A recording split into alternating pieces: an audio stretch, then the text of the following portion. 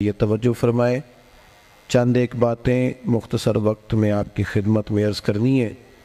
अल्लाह ताला ने कुरान मजीद के अंदर हमारे बहुत सारे रिश्ते बयान फरमाए हैं। हमें हुक्म दिया है कि तुम अपने माँ बाप की भी खिदमत करो, अपने पड़ोसियों का भी ख्याल करो। सिला रहमी की ताकीद भी बहुत सारी जगह पे किताब और सुन्नत में मौजूद है।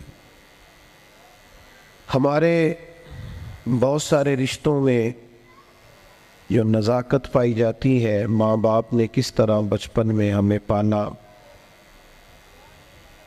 उसका ख्याल करके भी हमारी तवज्जो दिलाई गई कि हम अपने माँ बाप की खिदमत करें और हमेशा उनके लिए अपने बाजुओं को खुला रखें, उफ तक न कहें। सारी चीज़ें हमें समझाई गईं और सारे रिश्तों के बारे में हमें बताया गया। इंसानियत को अल्लाह ने जो करामत अता फरमाई है उसका भी बयान फरमाया। लेकिन इन सब रिश्तों में दुनिया के अंदर हमारा जो सबसे ज़्यादा नाजुक, गहरा और वारफ्तगी का रिश्ता है वो रसूल पाक के साथ है सल्लल्लाहु तआला अलैहि वसल्लम। उस रिश्ते की नज़ाकत को भी कुरान पाक ने बयान फरमाया अन्नबिय्यु औला बिल मुमिनीन मिन अनफुसिहिम।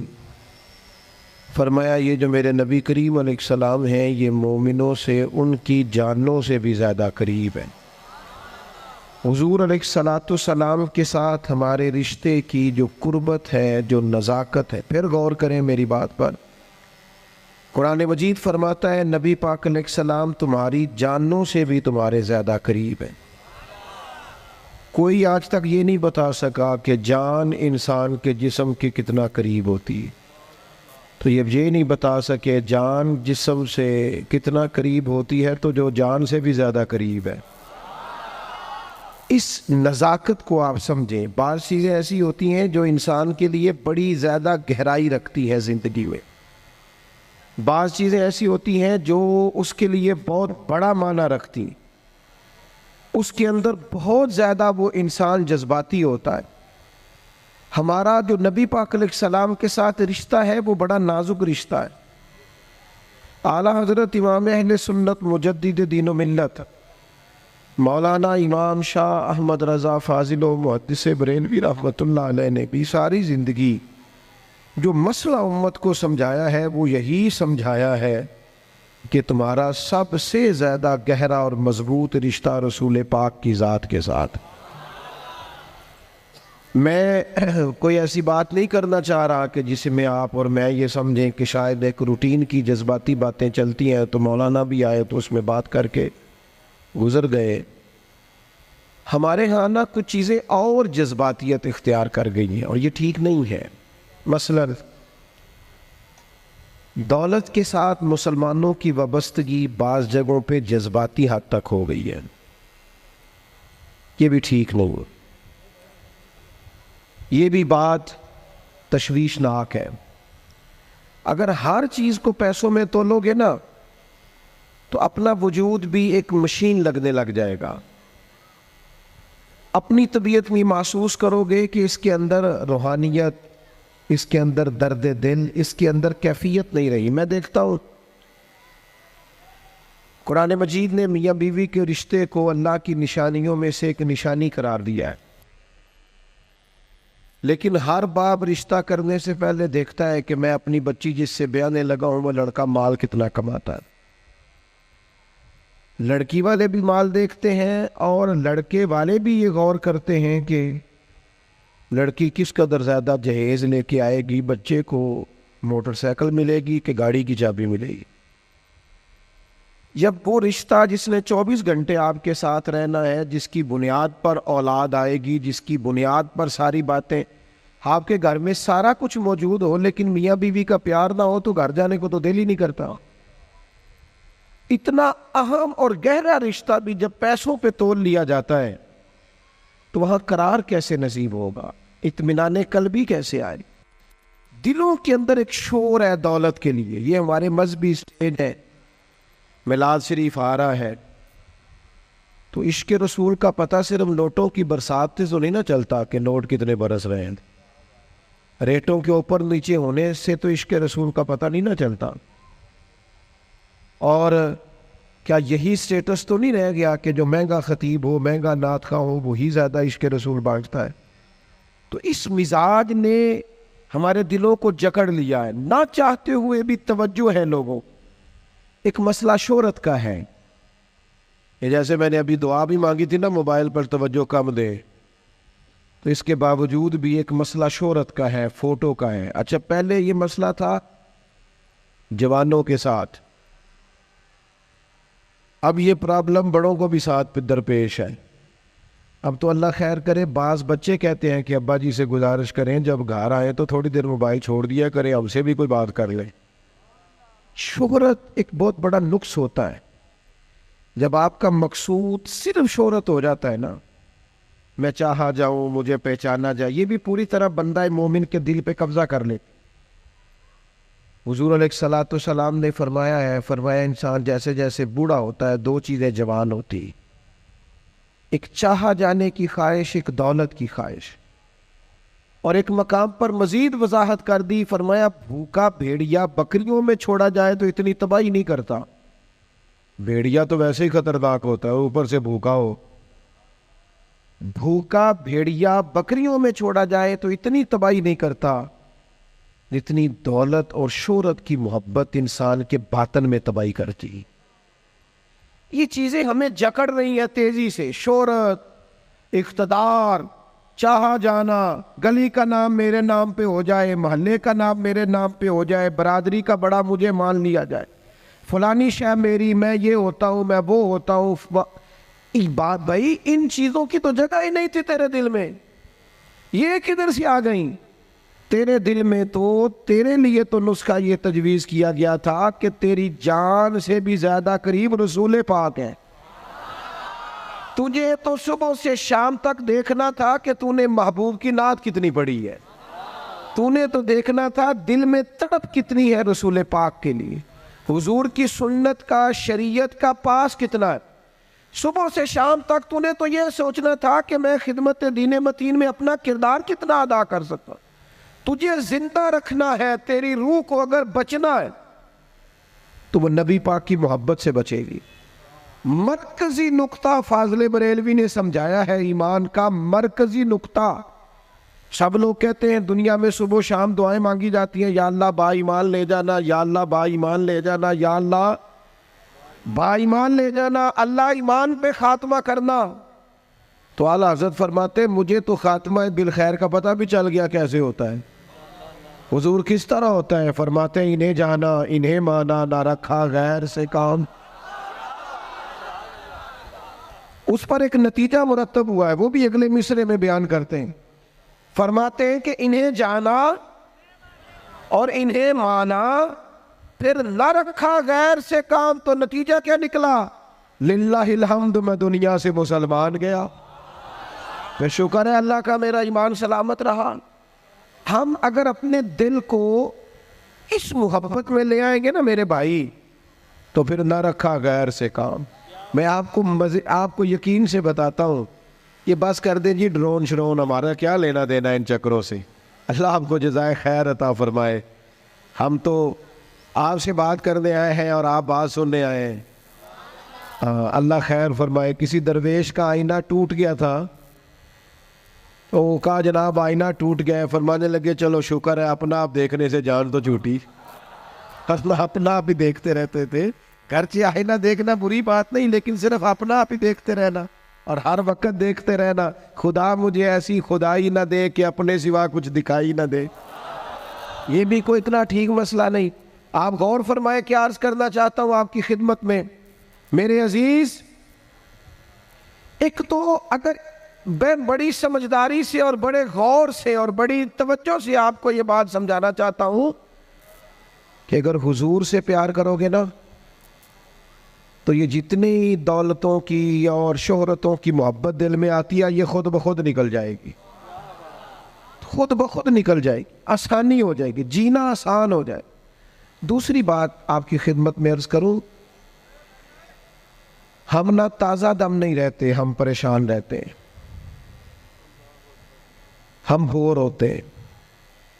हमारी तबीयतें बाज़ोकात जल्दबाजी करती हैं, हम बाज़ोकात उलझ जाते हैं, करार तलाश करते हैं। उस करार को तलाश करने के लिए फिर बाज़ लोग उल्टी सीधी मूवीज़ देखते हैं। बाज़ लोगों का ख्याल है कि शायद मैं कोई लतीफ़ा सुनूंगा तो मामला ठीक हो, फिर उसका नतीजा भी निकला है लतीफ़े सुनने का। अब लतीफ़े सुनाना भी इतना बड़ा काम हो गया है कि मौलवी है पगड़ी दाढ़ी वाला, लेकिन उसके नाम के नीचे लिखा फ़नी मौलवी। खुदा के बंदे, ये संजीदा स्टेज है, दीनदार लोगों का करने का काम है, आप क्या कर रहे हैं? मौलवी भी फनी होता है, 6 मानादार है कि हमारा मिजाज था हर चीज शुगल मेला, हर चीज हंसना उलझना। मेरे अजीज, हम चूंकि सुकून चाहते थे, कुछ ने इधर उधर की मूवी देख ली, कुछ ने हंस लिया, कुछ सैर को चले गए, कुछ का ख्याल था खाने खा लेंगे तो सुकून आ जाएगा।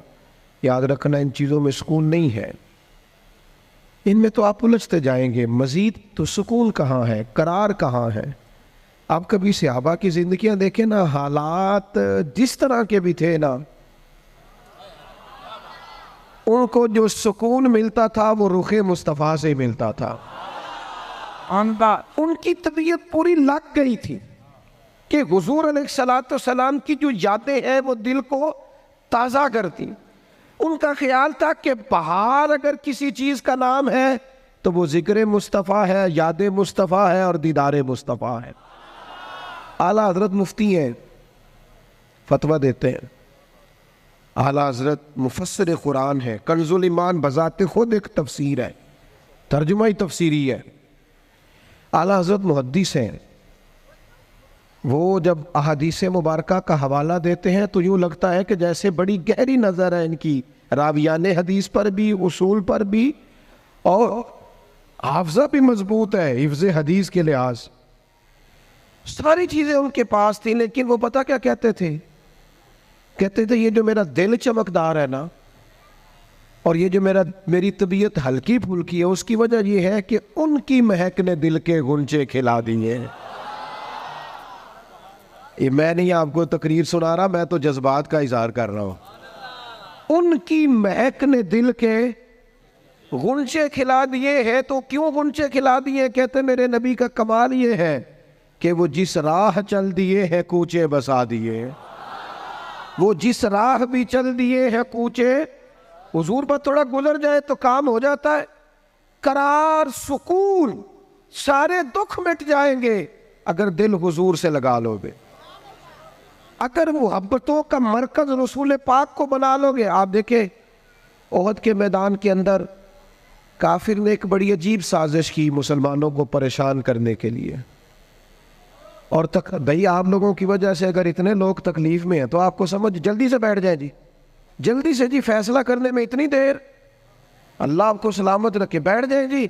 अब आप खड़े हैं जनाब, आप भी बैठ जाए, अल्लाह आपको बरकत अता फरमाए। अच्छा, एक बंदा महफिल में खड़ा हो जाता है मोबाइल लेके, अल्लाह उन्हें समझना चाहिए कि बाकी सारे कुल भी हैं मोबाइल। खुदा के बंदे, आपकी वजह से इतने लोग पीछे अगर परेशान है तो आपको समझना चाहिए उस चीज़ को। अल्लाह ताला आप सबको हंसता और मुस्कुराता रखे। नबी पाक की ज़ात से जब आपकी कामिल वाबस्तगी हो जाएगी ना, तो हुजूर की ज़ाते वाला का प्यार, और प्यार लारो वाला नहीं होना चाहिए खाली जल से महफिल में और मायक हाथ में आया तो इश्क का दावा तगड़ा, खाली इस तरह नहीं, तन्हाई में भी तो रोए हुजूर की बारगाह।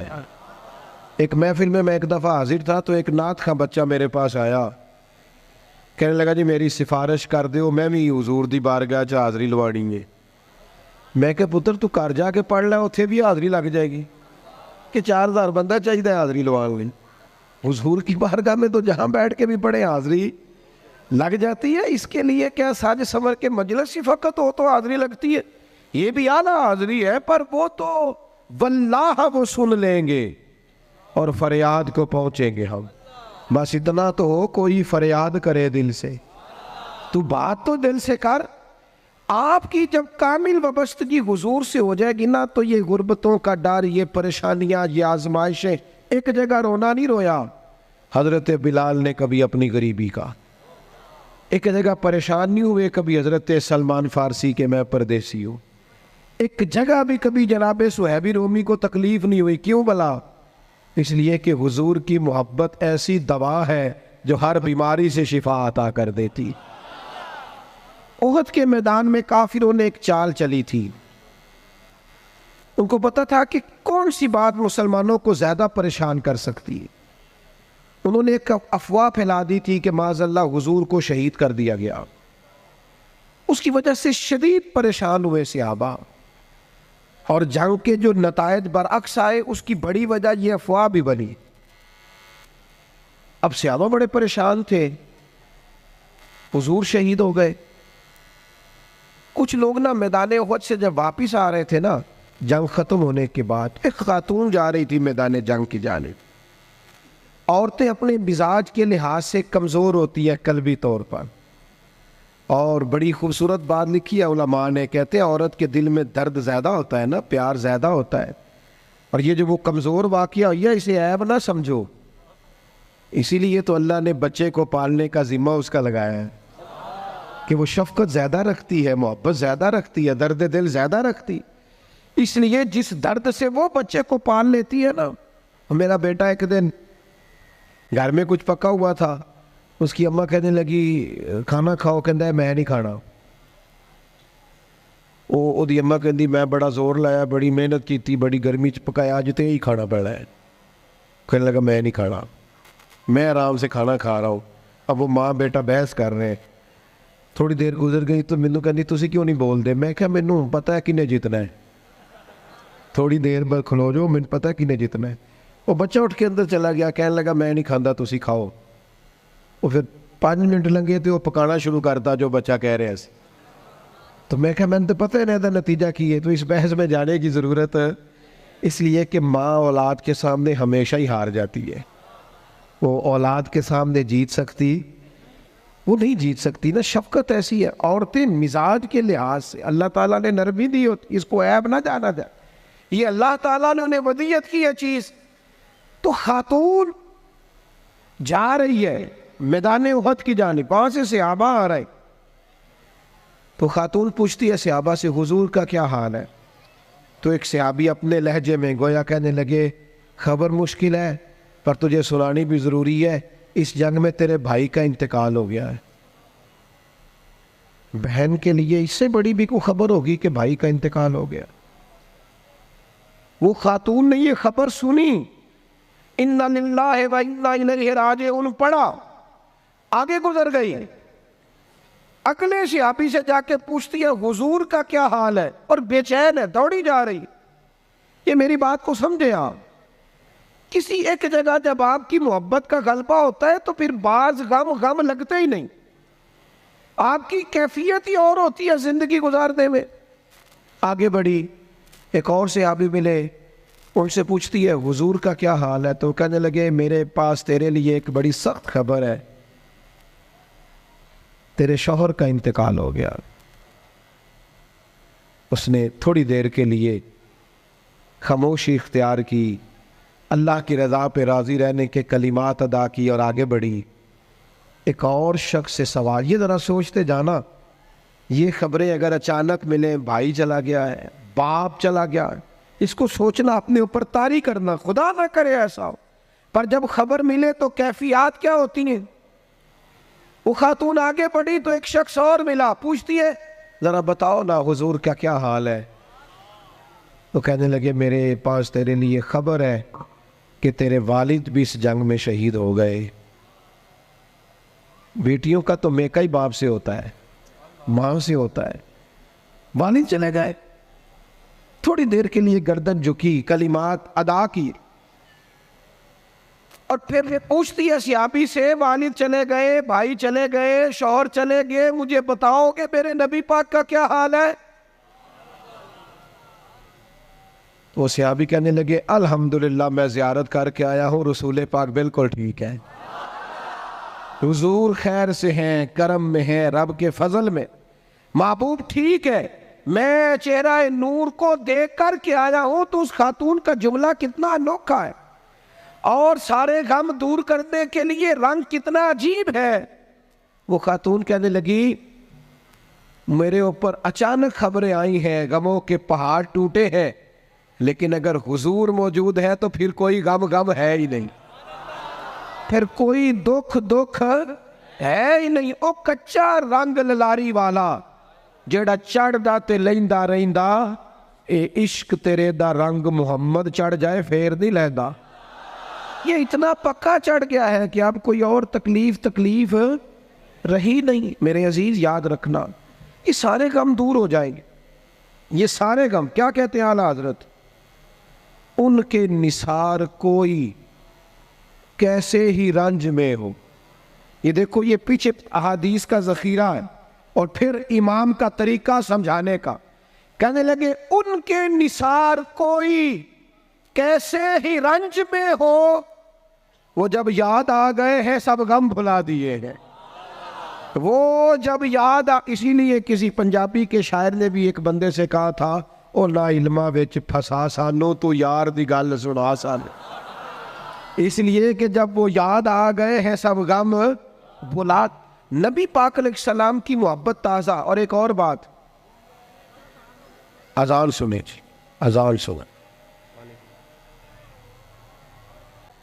और वो हावी ये होता है कि हम ना किसी की पैरवी कर रहे होते हैं, और कुछ लोग तो शऊरी तौर पे कर रहे होते हैं, कुछ लाशऊरी तौर पर भी कर रहे होते हैं।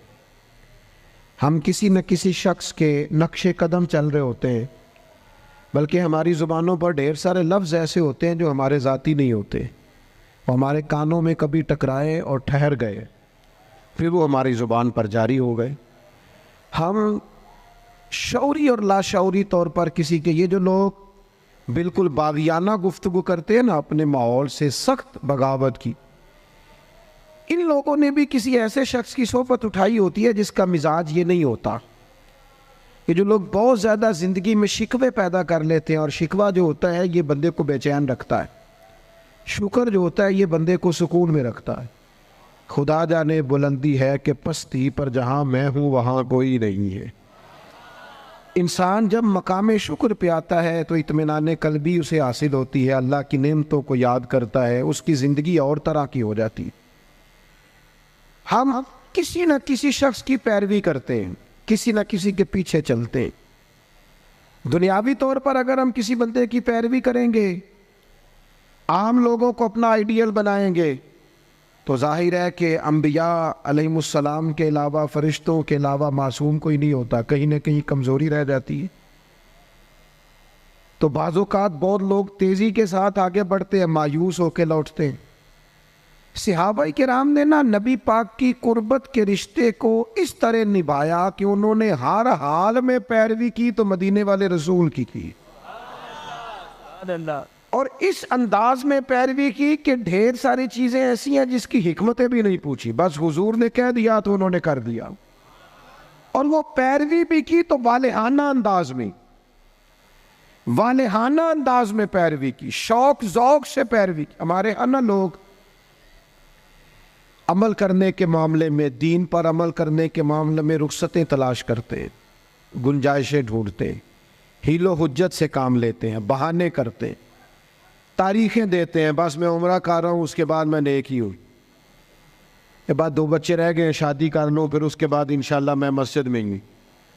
तो दीन तो आपको ये कहता ही नहीं आप सारा दिन मस्जिद में बैठे, दीन तो कहता है 5 वक्ता जमात के टाइम ज़रूर आ जाया करें। हम बहाने करते हैं। और बहुत सारे लोग ऐसे हैं, मिलाद मनाने का सबसे बेहतरीन वक़्त पता क्या होता है? जब आपके बच्ची और बच्चे की शादी होती है, घर में खुशी का टाइम होता है ना, उस वक़्त रब रसूलों के जो दुश्मन है उनकी सकाफत घर में आ गई, तो फिर आपने समझा नहीं दीन के मिजाज को। मैं तो दीनदार मानता ही उस बंदे को हूँ कि जब उसके घर में शादी हो तो फिर पता चलता है कितना दीनदार है। मस्जिद में तो सारे दीनदार होते हैं, कुल जनाजे 10वें चेलम पे सारे दीनदार होते हैं। ये तो पता ही तब चलेगा भाई जब तेरे बच्चे की शादी होगी। अब तू शरीयत के तकाजे कितने पूरे करता है, तेरी खुशियों में अल्लाह रसूल का जिक्र कितना है। अब तेरी तवानाई का पता चलेगा कि तूने बरादरी से, कबीले से, रस्मों से बगावत करके नबी पाक की पैरवी की है, या तू हुजूर की शरीयत एक तरफ थी और रस्मों रिवाज एक तरफ थे और तू रस्मों रिवाज का कायल हो गया। सहाबा की जिंदगी का मेयार ही ये था कि कबीले कुछ कहते थे, इलाके कुछ कहते थे, माँ बाप कुछ कहते थे, बाकी सारे कुछ कहते थे, लेकिन वो कहते थे हमने तुम्हारे रंग ढंग नहीं देखने, हमने तो मदीने वाले की मोहब्बत के रंग देखने हैं। बगावत की उन लोगों ने, बगावत। लोग कहते हैं जी सारे ये कर रहे हैं, नेकियां जमहूरी होती हैं? मुल्क जमहूरी है, नेकियां नहीं जमहूरी होती कि सारे करेंगे तो फिर मैं करूंगा। नेकी नेकी होती है। जनाब सिद्दीक अकबर को पता चल गया ना हुजूर की गुलामी करनी है, फिर उन्होंने बाकी शहर का इंतजार नहीं किया कि वो भी कलमा पढ़ेगा तो फिर मैं पढ़ूंगा। उन्होंने कहा बस खत्म हो गई बात, हमें समझ आ गई है, अब हमें किसी और की जरूरत नहीं, हम दरवाज़ा रसूल की गुलामी करते रहेंगे। मेरे अजीज, वालिहाना अंदाज में हुजूर की गुलामी, जहां नबी पाक का फरमान आ गया किसी और चीज की जरूरत नहीं, जहां हुजूर के दीन की बात आ गई फकत दीन इस्लाम पर अमल होगा।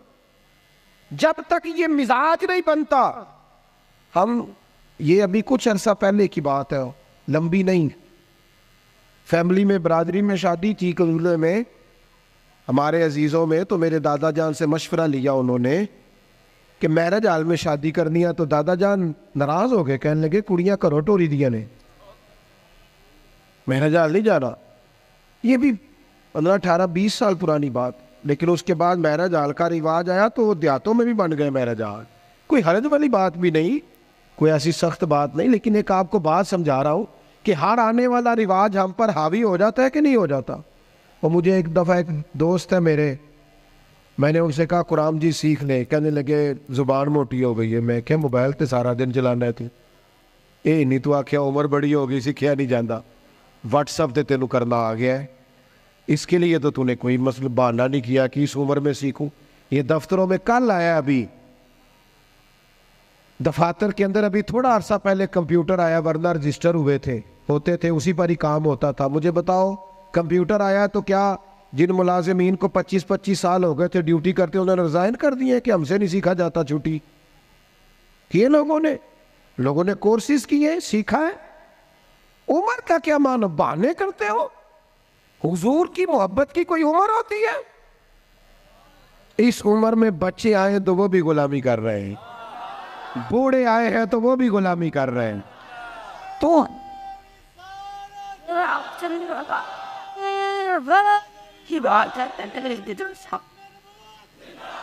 नबी पाक की बात माननी है तो वालेहाना अंदाज में माननी है और मजा लेके माननी है, और कहना है मेरे लिए कोई हरफ आखिर है तो ज़ाते मुस्तफ़ा है। हुजूर जुमे का खुतबा दे रहे थे, एक शख्स खड़े हो गए, तो नबी करीम ने ना जुम्मा पढ़ाते पढ़ाते फरमाया बैठ जाओ। एक बंदे से कहा था, नाम नहीं लिया, और हुजूर का तरीका था कभी भी समझाते ना तो भाई नेम बात नहीं करते, मुतलक लोगों को क्या हो गया, बैठ जाओ। उस एक बंदे से कहा था बैठ जाओ, एक जरा इस कोने में थे, मस्जिद की गली में थे, उनके कानों में आवाज गई बैठ जाओ, वो वही बैठ गए। एक बनु गनम में कबीले में थे, उनके कान में आवाज गई बैठ जाओ। उन्होंने साथ वाले से पूछा नहीं कि आपको तो नहीं कहा, किसको कहा जा रहा, कानों में आवाज गई बैठ जाओ, तो जहां कोई था वो वही बैठ गया। नमाज के बाद महबूब ने पूछा आप कहाँ थे, आप कहाँ थे, आप, हुजूर आवाज आई थी बैठ गया, बैठ गया, बैठ गया। जिसके कानों में आवाज आई वो बैठ गया। तो करीम फरमाने लगे ना आपसे कहा, ना आपसे कहा, ना मैंने तो उनसे कहा था।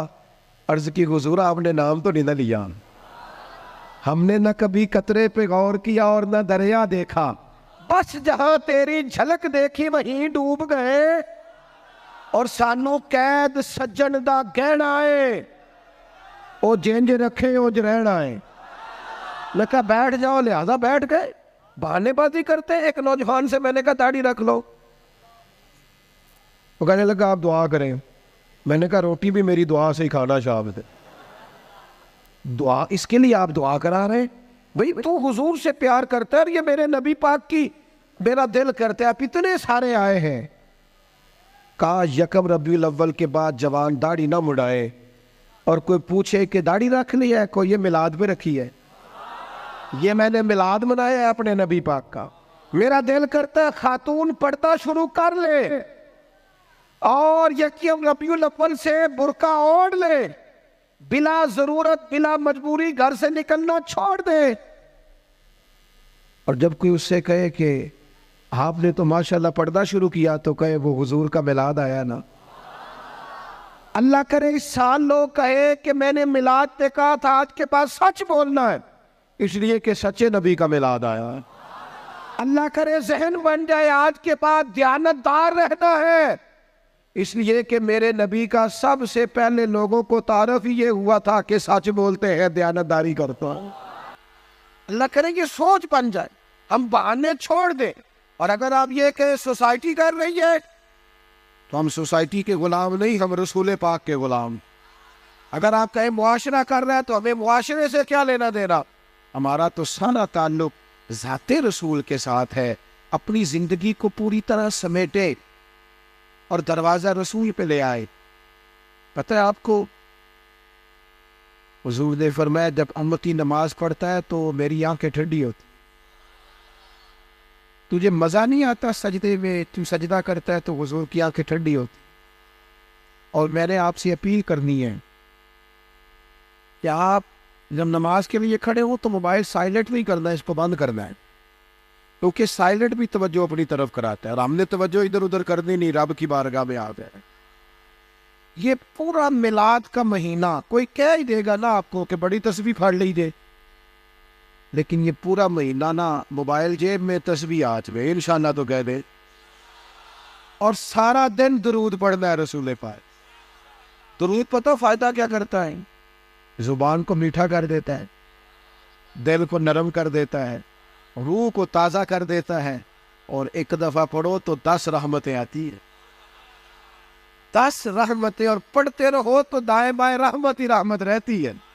हर वक्त ही रहमत, हर वक्त ही रहमत, हर वक्त ही कमाल। अपना दिल पूरा लगा लो दुरूद पाक के साथ। और हर साल कहता हूँ, इस साल भी कहता हूँ, मिलाद पे भी ना तीरों के, दरवेशों के, ये सारे तो कहते हैं मिलाद में, सारे कहते हैं जी मिलाद शरीफ का लंगर है जी शिफा वाला, कहते हैं ना सारे। तो फिर कोई अर्ज नहीं, इंशाअल्लाह ताला जो सारी कौम खाएगी नात खां भी वही खाएगा इंशाअल्लाह। शिफा वाला जो हुआ, पीर साहब, खतीब साहब, दरवेश साहब सारे खाएंगे वही शिफा वाला लंगर।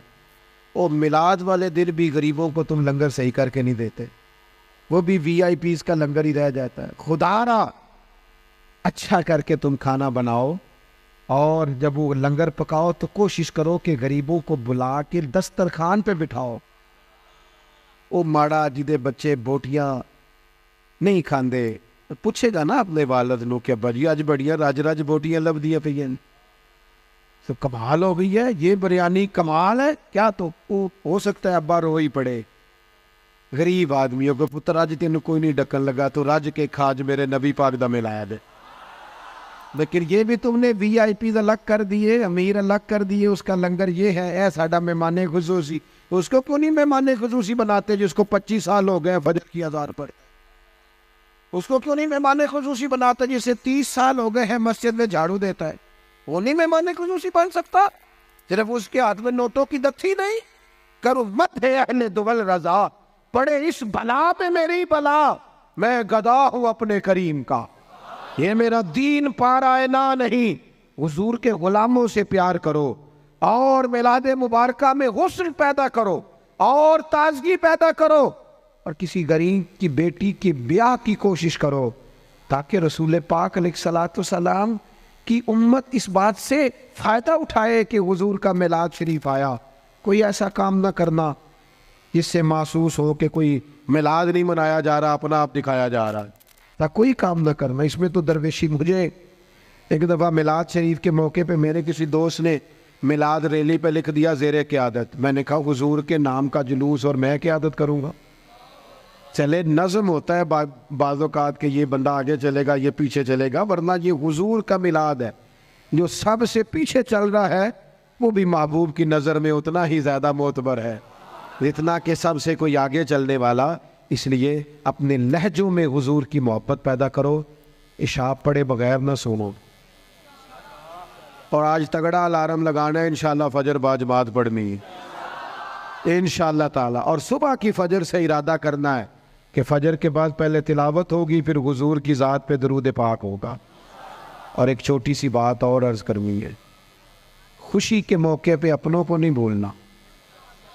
अब बेटा बैठ जाओ, तशरीफ़ रखो, अल्लाह आपको सलामत रखे। बाज़ बच्चे बेचारे बड़े परेशान रहते हैं अगर मोबाइल हाथ में रहे तो। अल्लाह इनको लंबी ज़िंदगी दे, सेहत वाली सबको। आप खड़े होते हैं तो पिछले परेशान हो जाते हैं, नज़र नहीं आता उनको। दोस्तों, ईद ये जो किसी जिसको ना भी ना मनाना हो, जब बंदा बेटा ब्याहने लगता है तो खुशी बड़ी होती है ना। वो बंदा कहता है चल यार जाना तो मैं नहीं सी, पर मुंडे दी शादी है। ईद के मौके पे बंदा दुश्मनों को भी, जिनसे मुखालफत हो उनको भी फ़ोन करता है। जिस रिश्तेदार से नाजायज़ नाराज़ हो ना, बगैर वजह शरीक है, मिलाद से पहले पहले उसे मनाओ, उसे फ़ोन करो। तुझे क्यों नहीं हाँ ना की थी जी, नहीं प्रोग्राम हल्का हल्का ऐसे ऐसे करते हो, इंशाल्लाह तो कहो। तुसी आखो हज़रत साहब एडा औखा काम ही दस चढ़िया जे, सौखा सौखा दसो।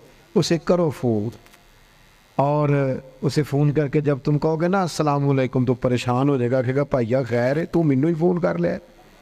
तो उसे कहो ना, फिर उसे कहो ना मैं नहीं सी करना, इश्क लगा सी खेडा खेड दियो।